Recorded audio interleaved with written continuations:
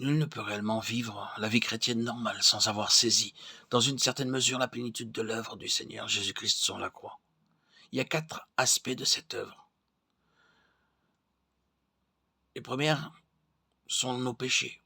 On ne peut être chrétien si nos péchés n'ont pas été traités et lavés par le sang de Jésus-Christ.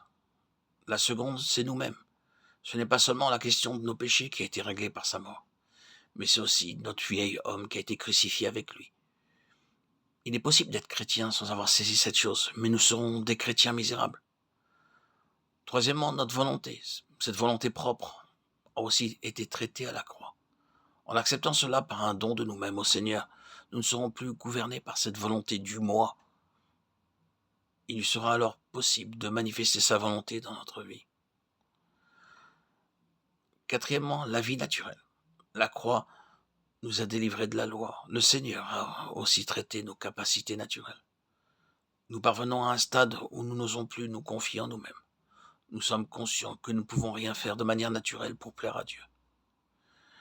Ces 4 points sont fondamentaux et nous ne pouvons pas vivre une vie chrétienne normale sans les avoir vus et expérimentés.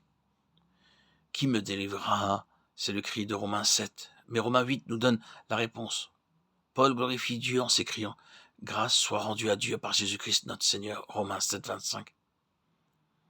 Ainsi, nous apprenons que par Jésus-Christ, la vie que nous devons vivre, c'est seulement la vie de Jésus-Christ. Par lui, pour lui et en lui. La vie chrétienne, ce n'est pas que nous vivions notre vie comme Christ ou d'essayer d'être comme Christ. Non, c'est Christ qui nous donne sa puissance pour vivre de sa propre vie. C'est Christ lui-même qui vit sa vie en nous. Non plus moi, mais Christ. Galates 2:20.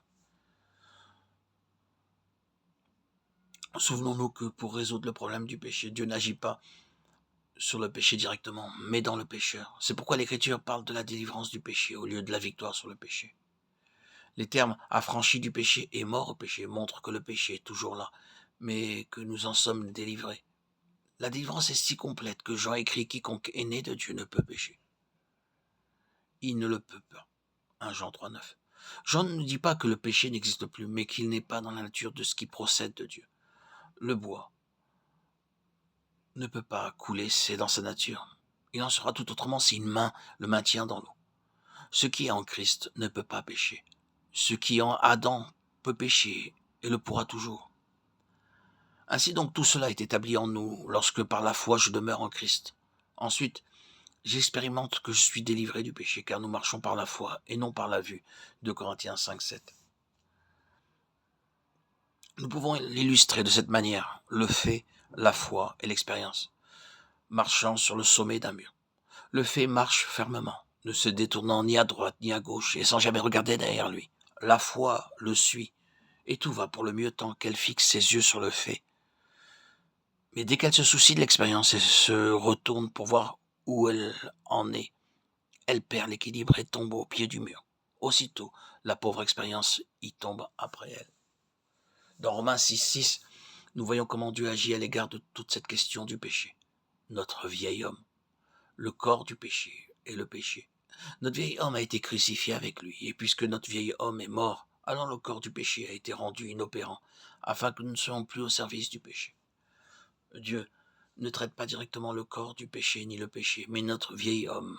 Et puisqu'il est mort, le corps du péché est rendu inopérant.